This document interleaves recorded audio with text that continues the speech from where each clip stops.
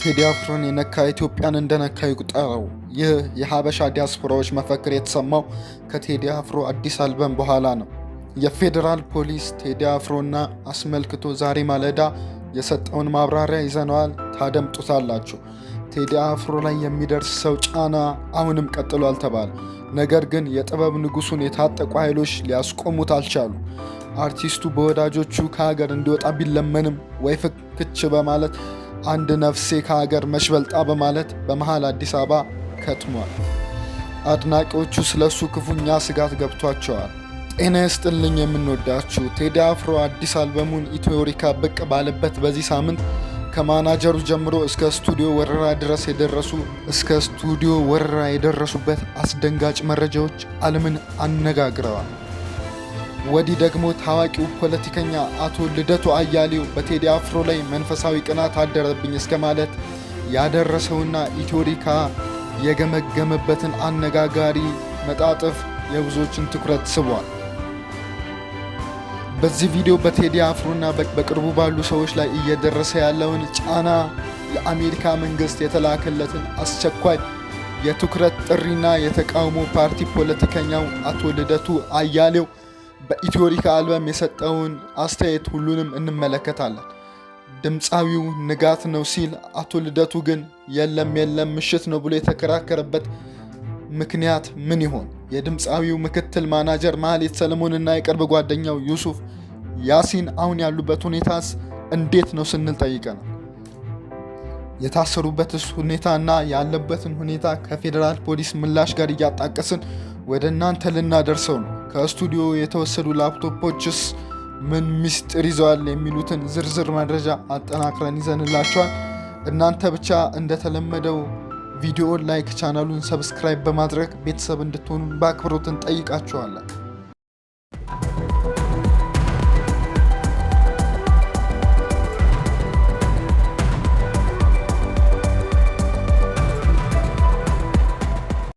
ታዋቂው ፖለቲከኛ አቶ ልደቱ አያሌው ኢትዮሪካና የወፍ በረር ትዝብቶቼ በሚል መጣጥፍና በዚህ ዙሪያ ባደረገው የቀጥታ ስርጭቱ ውይይት በድምፃዊ ቴዎድሮስ ካሳሁን አዲስ አልበም ላይ ያለውን ጥልቅ መረጃ አጋርቷል። አቶ ልደቱ በመጣጥፉ ዳስጣል የተሰኘው የጥበብ ሥራ ማህበራዊና ፖለቲካዊ ጉዳዮችን በስፋት የሚነካ መሆኑን ገልጾ ድምፃዊው በአልበሙ የፈጠረው ህዝባዊ ስሜት በታሪካችን አይተን በማናውቀው ልክ እጅግ ከፍተኛ ነው ሲል ገልጾታል። በተለይም ከፖለቲከኞች ይልቅ የጥበብ ሰዎች ህዝብን የማነሳሳትና የመቀስቀስ አቅማቸው የላቀ መሆኑን በተግባር መረዳቱን አቶ ልደቱ አጽንኦት ሰጥቶ ተናግሯል። አቶ ልደቱ ለአልበሙ ያለውን አድናቆት ገልጾ እኔ ከአልበሙ አንድም አዲስ ነገር አልሰማውም፣ ነገር ግን ፖለቲከኞች በቀጥታ ሲናገሯቸው የነበሯቸው ጉዳዮችን በኪነ ጥበብ ቅኔ ለውጦና አስውቦ ሲያቀርባቸው ህዝቡ የሰጠው ትኩረት ለኔም ቅኔ ሆኖብኛል ይልና የቴዲ አፍሮ ተቀባይነት መንፈሳዊ ቅናት እንዳሳደረበት አቶ ልደቱ አልሸሸገም። ቴዲ የፈጠረውን አይነት ህዝባዊ መነሳሳት ፖለቲከኞች ለዓመታት መፍጠር አለመቻላቸውን ሲገልጽ 8 ዓመት ሙሉ አውርቼ ያላመጣሁትን ተጽዕኖ 8 ደቂቃ ባልሞላ ተጽዕኖ ወይም ሙዚቃ ህዝቡ ሲነሳሳ ማየት እጅግ የጥበብን ኃያልነት ያሳያል ይላል አቶ ልደቱ። በውይይቱ መጨረሻም አቶ ልደቱ በድምፃዊውና በሱ መካከል ያለውን አንዳች የፖለቲካ እይታ ልዩነት በሰዓት አቆጣጠር ለውጧል። ቴዲ አፍሮ እጅግም ጀንበር ያላትን ሙዚቃ ሲያጠናቅቅ አሁን በኢትዮጵያ ሰዓት አቆጣጠር ከንጋቱ 11 ሰዓት ነው በማለት ተስፋን ሲያበስር፣ አቶ ልደቱ ግን በኢትዮጵያ ሰዓት አቆጣጠር ከምሽቱ 11 ሰዓት ነው ሲል ስጋቱን ገልጿል። ኢትዮጵያ አሁን ባለችበት ነባራዊ ሁኔታ 11 ሰዓት ላይ ናት ብሎ እንደማያምን፣ ሀገሪቱ ወደ ማንገምተው አደጋ እያመራች ያለችበት ሁኔታ በመሆኑ ለንጋት ገና መሆኑንና ሁኔታውን እንደ ጨለማ እንደሚታየው በውይይት ወቅት በዝርዝር አብራርቷል። በመቀጠልም በኢትዮጵያ የሙዚቃ ኢንዱስትሪ ውስጥ ጉልህ ስፍራ የሚሰጠው ድምፃዊ ቴዎድሮስ ካሳሁን አዲስ ያበሰረውን ኢትዮሪካ አልበምን ተከትሎ እርሱንና የቅርብ ጓደኞቹን ያነጣጠረ ከፍተኛ ጫና እየደረሰበት መሆኑን የተለያዩ ሚዲያዎችና የዲያስፖራ ማህበራት በስፋት እየገለጹ ይገኛሉ። ይህ እየታየ ያለው ተጽዕኖ ከድምፃዊ የቅርብ ሰዎች ጀምሮ በመኖሪያ ቤቱ ውስጥ እስከሚፈጸም የምሽት ማስፈራሪያና የግል የመስሪያ ቦታን በምሽት እስከ መክበብ ያጠቃለለ ሲሆን ድርጊቱ በሀገሪቱ ያለውን የፍትህ አሰጣጥና የሰብአዊ መብት አያያዝ ትልቅ ጥያቄ ውስጥ የሚከት ነው። በኢትዮሪካ አልበም ውስጥ እየታየ የሚገኘው ይህ ወከባ በሀገር ውስጥ ብቻ ሳይገደብ ዓለም አቀፍ ትኩረትን ስቧል። የአሜሪካ ኢትዮጵያ የህዝብ ጉዳዮች ኮሚቴም ጨምሮ 16 የዲያስፖራ ተቋማት ለአሜሪካ የውጭ ጉዳይ ሚኒስትር ማርኮ ሩቢዮ አስቸኳይ ደብዳቤ ልከዋል። በዶክተር ባደገ ቢሻው ተፈርሞ በወጣው በዚህ ደብዳቤ የጸጥታ ኃይሎች በምሽት የድምፃዊውን ቤት በመደብደብ በእርሱና በቤተሰቡ ላይ የማስፈራሪያን መፈጸማቸውንና ማድረጋቸውን፣ የማህሌት ሰለሞን ያለ ክስ መታሰርና የቴዲ አፍሮ ሙዚቃ በማድመጣቸው ብቻ የታሰሩ ወጣቶች መኖራቸው እንደ ዋና ሰብአዊ መብት ጥሰት ተገልጸዋል።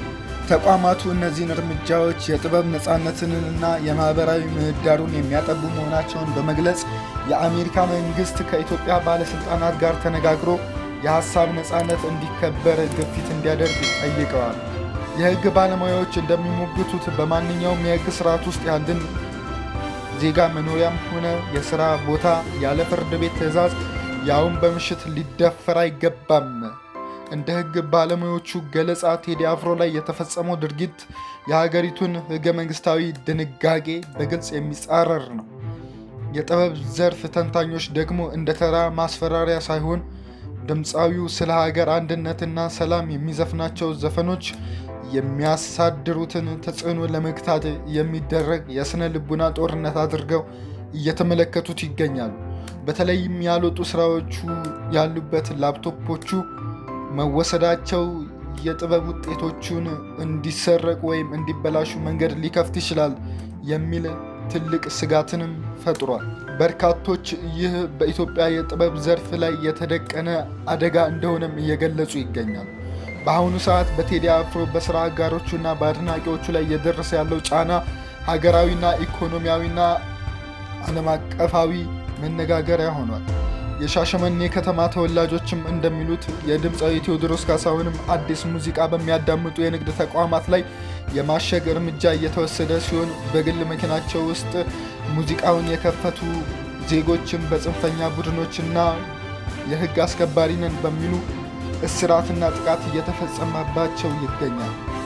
ከዚህም በተጨማሪ የኢትዮጵያ ዝንቅ ዓላማ ቀለማት የሚያሳይ አልባሳትን መልበስና መጠቀም ለእስራትና ለድብደባ ለህይወት መጥፋት ምክንያት እየሆነ መምጣቱ ተወላጆቹ በምሬት ገልጸዋል የሚለን ዘሐበሻ መንግስት በበኩሉ ከረጅም ዝምታ በኋላ ዛሬ ማለዳ በሰጠው ምላሽ በምንም መልኩ ከአርቲስቱ ጋር በሚገናኝ የወንጀል ምርመራ አልሰራንም፣ እርሱ ላይም የቀረበ ጥቆማም አልደረሰንም፣ እሱም የኛ ተጠርጣሪ አይደለም ያሉት የወንጀል ምርመራ ዋና ኦፕሬሽን መምሪያ ኃላፊ ምክትል ኮሚሽነር ሞሊሳ አብዲሳ ናቸው።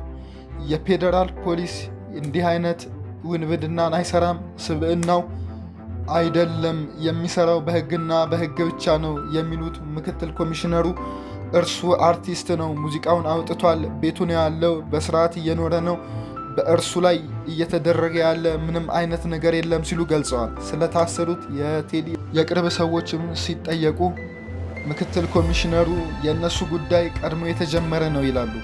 አንድ ሰው ከማንም ጋር ዋለ ብለን አናስርም፣ ማንኛውም ሰው ሊታሰር ይችላል ሲሉ መግለጫ ተከለከለ ተባለ። ምን ስለሆነ? ሚስቱ እኮ አለች፣ ሚዲያ አላት፣ በሱ መስጠት አይችልም ሲሉ ይጠይቃሉ። ቤቱ መሆኑ መስጠት አይችልም ሲሉ ሚዲያውን መጠቀም በእርሱ መግለጽ ይችላል፣ በሞባይል ስልኩ መግለጽ ይችላል ሲሉ መንግስት ከለከለ የሚለው ከመነሻው መሰረተ ቢስ ነው። ለምን ይከለክላል? ሰው የታገለው እንዲህ አይነት መብቶች እንዲከበሩለት ነው።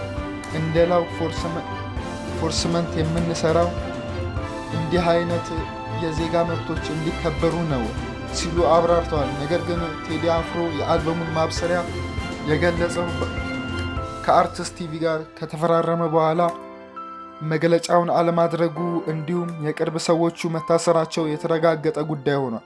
የቴዲ የቅርብ ሰዎች በአሁኑ ወቅት ሜክሲኮ በሚገኘው የፌዴራል ፖሊስ ምርመራ እየተደረገባቸው እንደሆነም ተረጋግጧል።